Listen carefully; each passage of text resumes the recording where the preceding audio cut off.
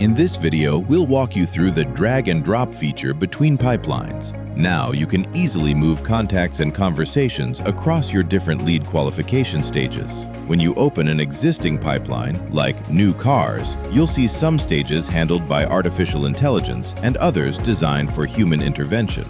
By dragging contacts into the manual stages, you can manage the system just like a traditional CRM. For example, if a lead is pre-qualified by the AI, you move them to follow-up, then update it to meeting held. Sent a proposal, just drag them to the next stage, and finally, when the deal is closed, move them to sales. Plus, you can keep track of everything using filters. This option will automatically help you understand how many contacts you have and how they're moving through the pipeline you built for your sales process.